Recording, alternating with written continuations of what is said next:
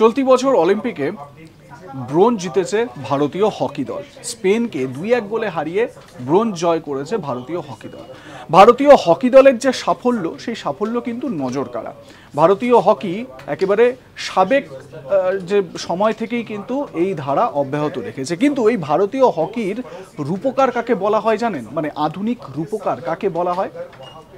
ওড়িশার প্রাক্তন মুখ্যমন্ত্রী নবীন পটনায়ককে বলা হয় ভারতীয় হকির রূপকার। তার নেপথ্যে একটি কাহিনীও রয়েছে, যেটি ধ্রুব সত্য। 2018 সালে স্পন্সরশিপ হারায় ভারতীয় হকি দল। সাহারা ইন্ডিয়া যখন পুরো সব স্পন্সরশিপ তুলে নেয়, সেই সময় মহা ফাঁপড়ে পড়ে ভারতীয় হকি দল।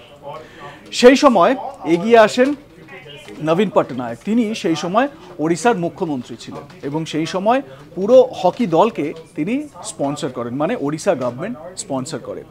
এবং 2018-2023 এই 2 বছর হকি চ্যাম্পিয়নশিপে তিনি পুরো তার দায়িত্বেই একেবারে ভুবনেশ্বরে এই চ্যাম্পিয়নশিপের আয়োজন করা হয়।